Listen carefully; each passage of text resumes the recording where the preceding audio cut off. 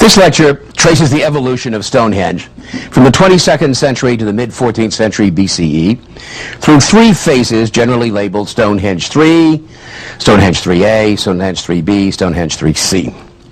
This transformation was begun by the Beaker people, or under their direction, and completed by the new Wessex culture, which some have assumed developed a political and religious hierarchy enabling this immensely demanding work. The most striking aspect of this three-stage transformation was the erection of 30 sarsen stones in a linteled ring of upright menhirs, within which arose 5 great trilithons.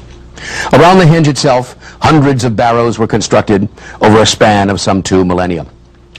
Perhaps the funeral temple itself, Stonehenge became the focus for the burial of the distinguished members of the Beaker and Wessex cultures. Some see the cathedrals of medieval Christian Europe as heirs of this religious set of practices. Comparison with Salisbury Cathedral, nearby, a masterpiece of 13th and 14th century Gothic art, seems appropriate.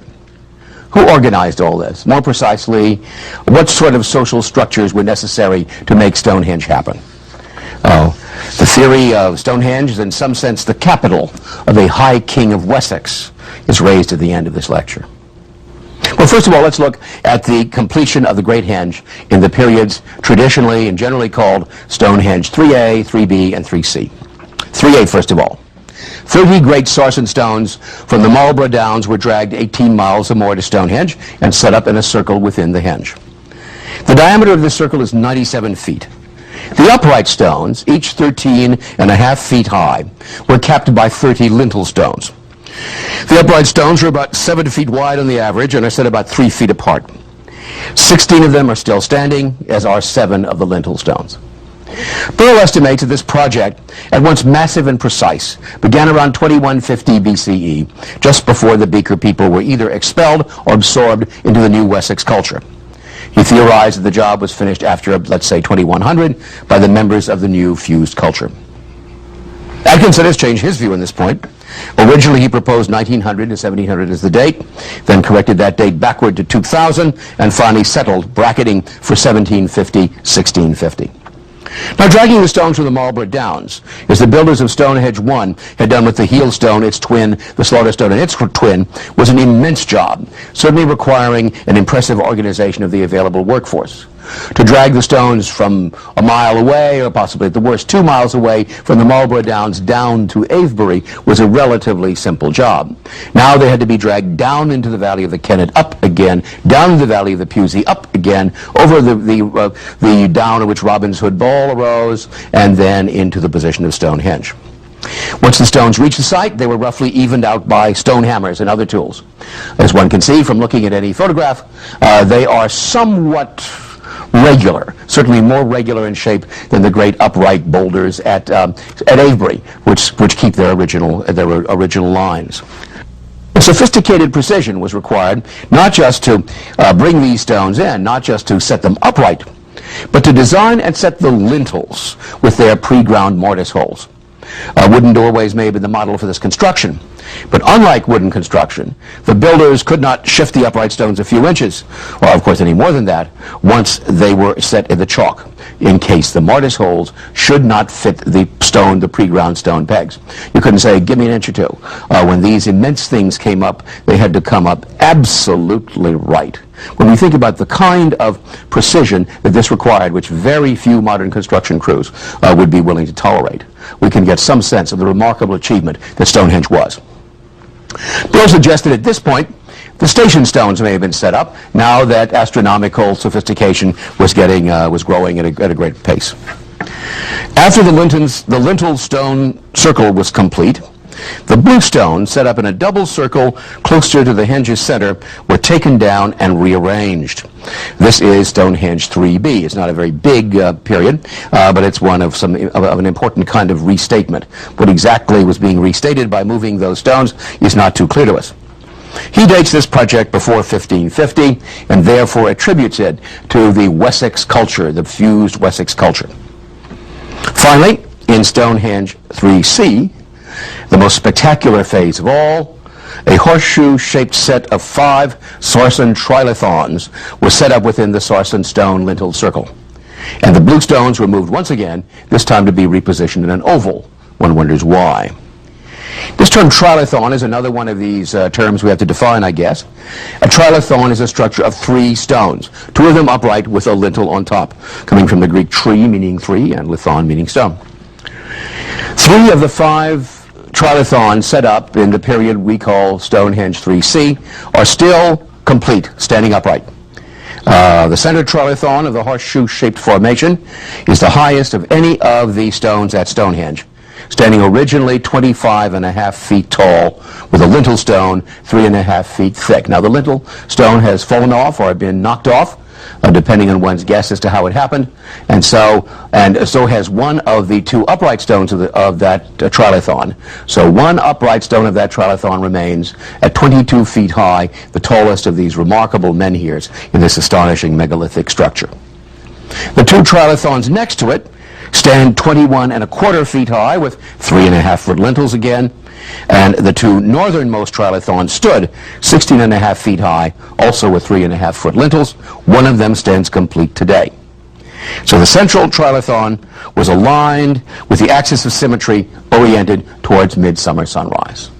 So we have now 16 upright menhirs and 7 lintels.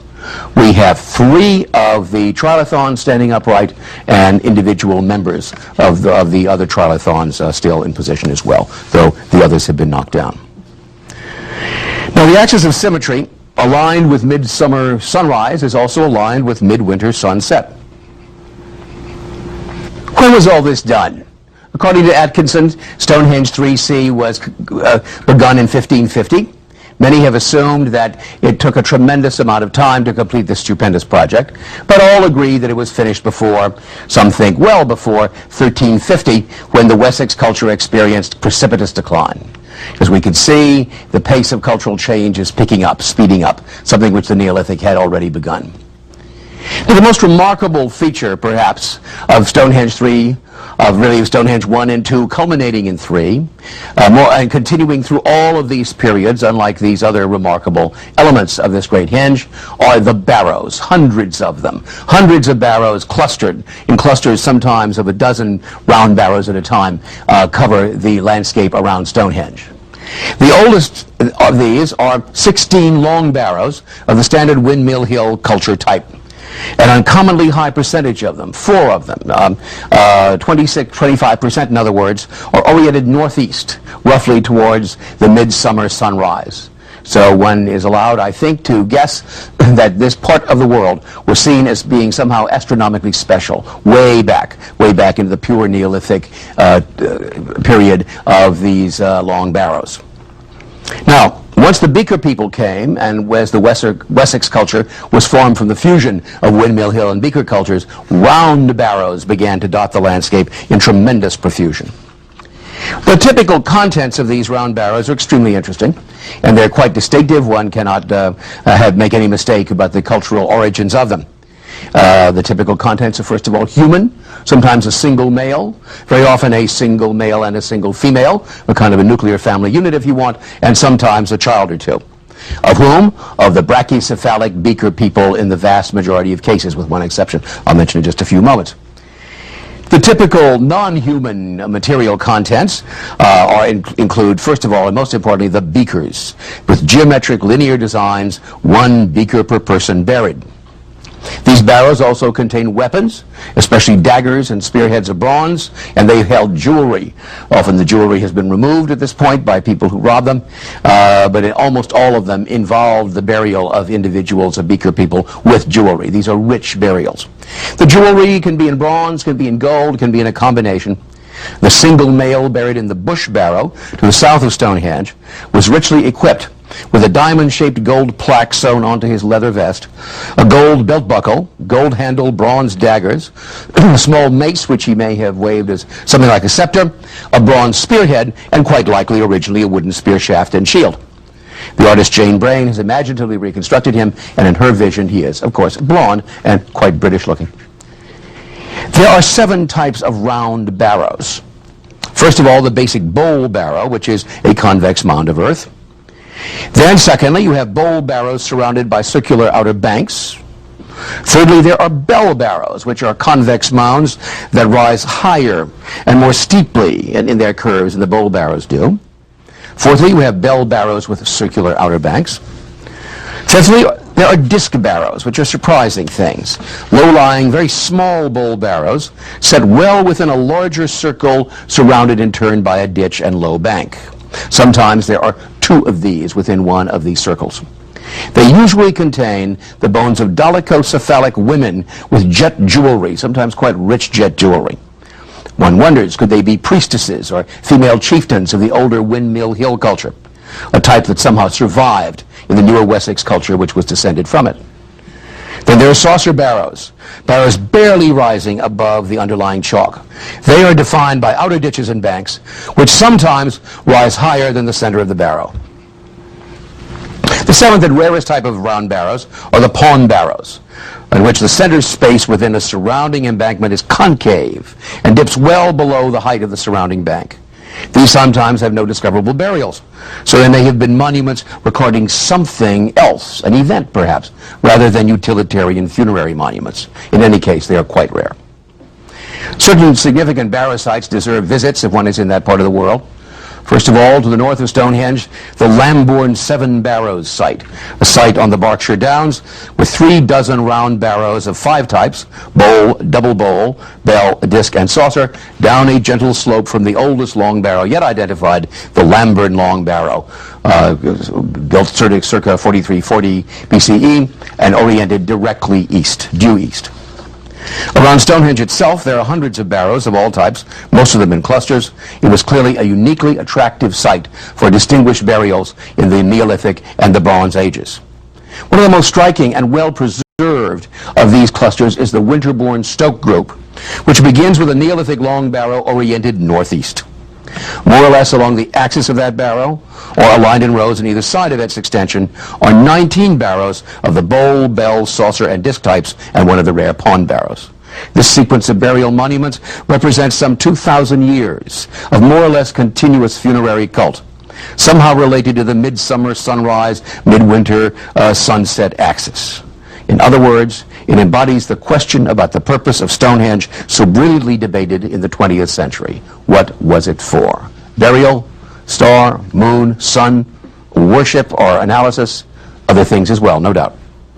I think that a comparison with Salisbury Cathedral, or the closest of the cathedrals of the Church of England, suggests itself as appropriate and suggestive. Leyline enthusiasts who love to discern these lines of power stretching across the island of Great Britain, other parts of the world have not normally been favored with this kind of special landscape. Leyline enthusiasts love to align the 14th century stone spire of that 13th century cathedral with Stonehenge and other prehistoric and historic sites of the Salisbury Plain, and with much of the rest of England for that matter. Now, why is the cathedral like Stonehenge? In several regards, it seems to me. First of all, like Stonehenge, the cathedral is a stone building requiring considerable engineering talent and the coordination of very impressive resources, both human and material. The cathedral's builders defined several kinds of sacred space by their constructions. In the choir of the cathedral, the pastors of the cathedral's surrounding parishes, which were roughly the size and the number of Neolithic long barrow communities, would meet at specified intervals to discuss matters of diocesan interest. At several places within the church were buried distinguished members of the local clergy and gentry, some of them in imposing individual tombs, with which I think we ought to compare round barrows. To be sure, in Salisbury Cathedral, these medieval tombs and early modern tombs, some of them quite modern in fact, are sculptural. Human figures in repose, lying down, or then other symbolic carvings. The art of the funeral experience in that period is obviously quite different from the art that built the round barrows, but they are forms of architectural art in either case. Around the cathedral, as around any parish church in the diocese, were and are buried ordinary members of the community. Within the cathedral, and sometimes in processions or fairs outside of it, around the two special spaces called the Close, a nice park which was once enclosed from the rest of the world, in which the clergy of the cathedral lived, the ranking clergy of the cathedral, and then in the cloister, an even more restricted area of sacred space, the function of which would not be self-evident to anyone who was not able to read about it. A great diversity of worship acts were and are performed, showing that this also is a monument to a great deal more than death, although it's the death monuments that really strike the imagination immediately. Unfortunately, while we know what the liturgy of the Anglican Church is and has long been, we have no text for the ritualized beliefs of the Neolithic era and its Bronze Age continuation. All we can do is speculate creatively from the evidence. But as Aubrey Burl has said, every time we think we've figured out these forebears' beliefs, they elude us. As Atkinson finally resigned himself to say, we shall never know with any certainty what Stonehenge really signified. Okay, but should we stop there? I don't think so. I think that the comparison with medieval architecture is itself highly compelling. Now, a traditional believing Christian will probably be outraged and protest immediately that the theological continuity between Avebury or Stonehenge and Salisbury Cathedral is most improbable. The theological content of Christianity arose from the Holy Land, from the tradition of the Hebrew Scriptures extended in the New Testament. And we have no indication that any of these people believed anything like that. It's unfortunate that people like William Blake decided that Hebrew tradition had arisen in Britain, and particularly around Stonehenge, but we all know this to be entire fantasy. So the suggestion that there's some kind of cultural continuity between Stonehenge and Salisbury Cathedral is likely to be not only improbable, but offensive to many. Yet I think we should take a second look at it nonetheless. Even though we can't know the mentality of that culture, we know the mentality, the theological mentality, the beliefs, the songs, etc., of medieval and modern Christian culture. We can't know the mentality of the Neolithic culture of the area. But if we follow simply the material archaeology, as archaeologists are forced to do, as prehistoric archaeologists are forced to do, then I think we ought to note the alignment of burial monuments around, or in this case, in a sacred space, and indeed many other henges have many barrows built right within them. We should notice also the differentiation between exceptional burials and the burials of ordinary people. We should notice ceremonial areas, ceremonial avenues, so to speak, in which we can assume that ceremonies occurred in the Neolithic. And why do we assume that? We assume that largely because we know they occurred in historic times, and we read that historic pattern backward, very much as Gordon Childe read back into the Neolithic the series of invasion waves which have so much marked the documented history of Europe from the beginning of written documents. In other words, I think it's not entirely implausible to say that factors of the territory, the way the territory is divided out, maintain themselves and projecting themselves forward through time, so that when whatever the cult of the people of Stonehenge was long dead, the fact that people living in communities once symbolized, once religiously capped by long barrows, later on religiously focused and concentrated in parish churches, still had to be met.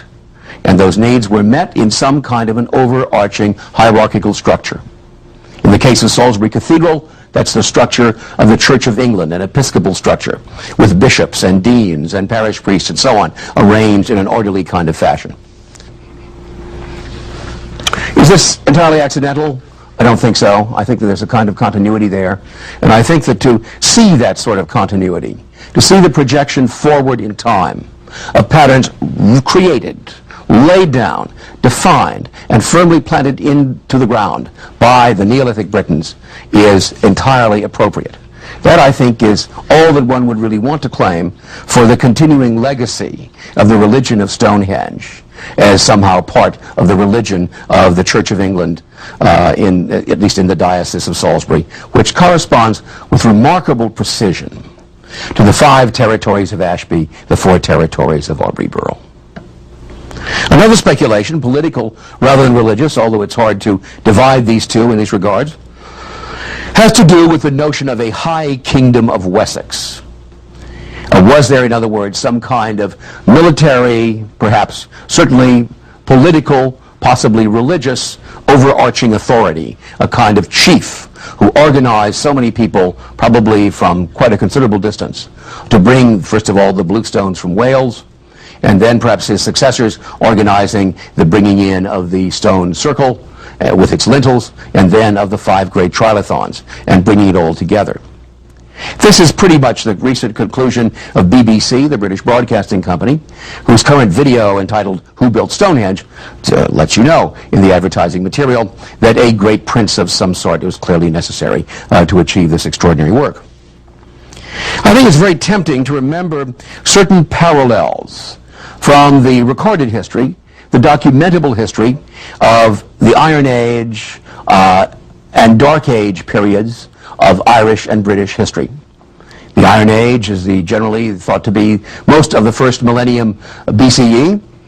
It was stopped, it was ended by the Roman conquest in the first century of the Common Era. But then after 400 years of Mediterranean rule, of the rule of Mediterranean culture, there was a great reversion to the patterns of the Iron Age. In the early Middle Ages, let us say from the 400s on until about 1000 or 1100 of the Common Era, we have what are often called the Dark Ages, during which barbarian peoples like the Saxons raided into this country, establishing in this area a kingdom called Wessex, the Western Kingdom of the Saxons. Now let's look first of all at Ireland, across the sea. In Ireland we have perhaps the most suggestive possible parallel. The entire island was ruled, or at least reigned over, by a figure known as the Ard Rí, the High King. The High King of Ireland reigned over that island from a site called Tara, a place called Tara, which is in the bend of the River Boyne, where also the most extraordinary burial chambers of the Neolithic period and the early Bronze Age are found. We shouldn't think that Tara was a place of continuous residence of the High King. We don't find evidence of significant palaces, of significant administration buildings. There was no White House, there was no Pentagon at Tara.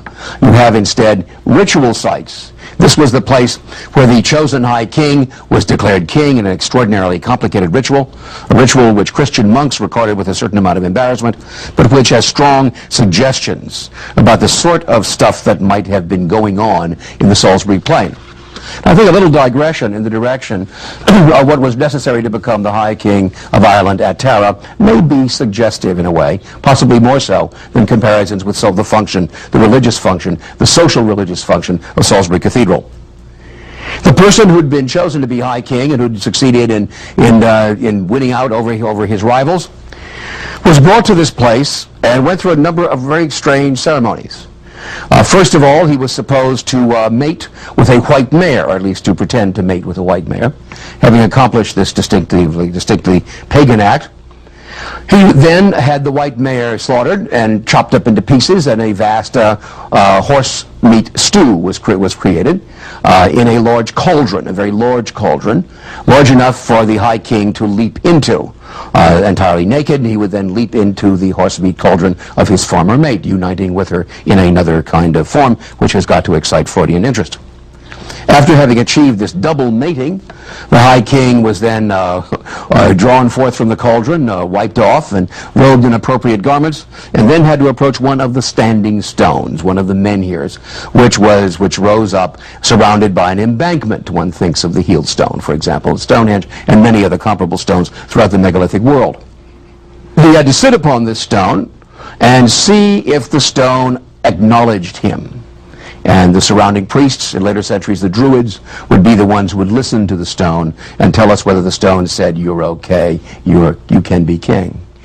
What they heard, of course, was the voice of the mother goddess. What was this object protruding from the earth?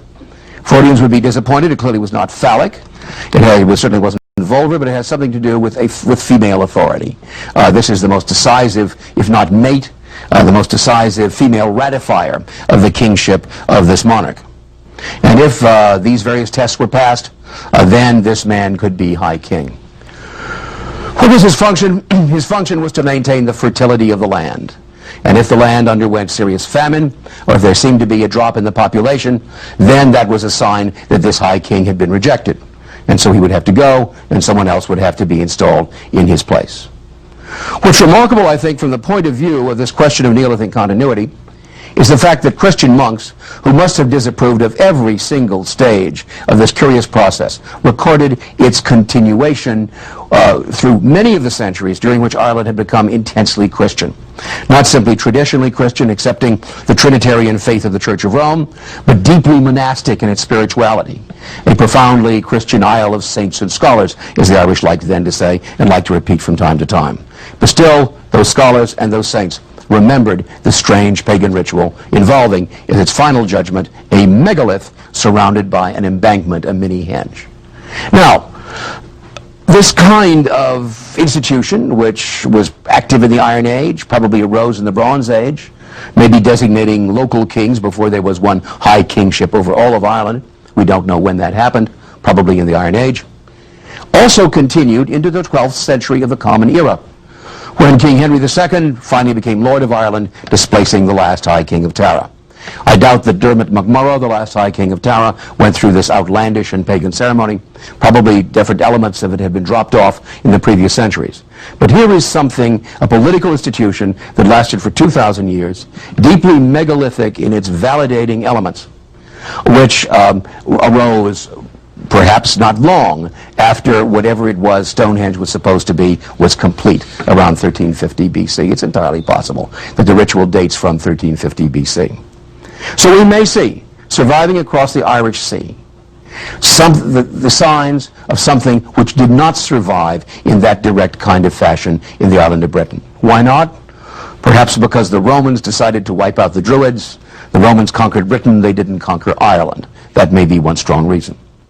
But even back home in Britain, we have to remember King Arthur. It's hard not to remember King Arthur in that part of the world. Medieval Britons cultivated and then elaborated later memories of one Arthur who was High King of Britain, and who, according to the legend, ruled from the Salisbury Plain area. We know already that Merlin was said to have been responsible for founding Stonehenge as a monument to his loyal warriors who died in the battle against the Saxons, in the many battles against the Saxons. And throughout the Middle Ages, it was well known that his round, for the later Middle Ages anyway, it was well known that King Arthur's round table was in the castle at Winchester, 25 miles to the southeast of Stonehenge. So we're still in this same Salisbury Plain area. What was Arthur's authority over England? It's extremely unclear. Even as the legend develops in later times, is Thomas Mallory perfectly familiar with the fully elaborated Plantagenet monarchical structure of the 15th and 16th, of the 14th and 15th centuries? Even in his time, it's not entirely clear exactly what the constitutional character of Arthur's kingdom is. I think the problem can often be solved if we stop looking for a kingdom with defined structures and think instead of a kingship. A kingship, which is an institution so involved in the person who embodies it that it's difficult to give it a kind of constitutional reification outside of that. Could a high kingship of Wessex, not exactly a high kingdom, but a high kingship, lie behind these Arthurian memories? We'll never know, of course, but I think that's an entirely suggestive idea. The distinguished and radically creative English archaeologist Colin Renfrew has developed a theory about the hierarchy, which everybody agrees was necessary to organize the labor needed to erect and maintain not only Stonehenge, but many of the other large-scale Neolithic and Bronze Age monuments we've considered in this course.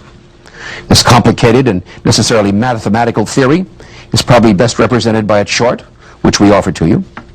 You can see on this chart that Renfrew presents to us four levels of monuments, four layers of monuments. At the top, culminating the whole thing, is Stonehenge. Beneath Stonehenge, he lines up three lesser dependent henges. Exactly which of the henges in the area is debated. Renfrew made his point in a striking article, which was immediately attacked on the level, at least, of his identification of elements of this design. And beneath these four lesser dependent henges, he identified three lesser dependent henges. He identified four causewayed camps: Avebury, Robin Hood's Ball, White Sheet Hill, and so on. And he pointed out, he followed the theory of everybody by then, that these causewayed camps had become the foci of long barrow communities, small, let's call them now, parish-like long barrow communities, which were gathered together in causewayed camps, which corresponded perhaps to a kind of pagan diocese. In later medieval times, there would be deaneries rather than dioceses. And then the most striking thing that Renfrew did was calculate the number of hours it would have taken to erect one long barrow, dig one causewayed camp, build a typical henge, and then construct the extraordinary, multi-layered, multi-period monument of Stonehenge. His calculations suggest that he's talking about 111 long barrows, and this corresponds very much to the 111 long barrows of Paul Ashby's Robin's Hood Ball area. And he calculates that the amount of labor required to establish one long barrow was 10,000 man-hours, or 10 to the 4th. Causeway camps, 100,000 man-hours, or 10 to the 5th. Henges, ordinary henges, 1 million man-hours, or 10 to the 6th. And Stonehenge, 30 million man-hours, or 10 to the 7th. And this mathematical precision convinces Renfrew that this is right. If it works in mathematics, it's got to be true. Do you agree?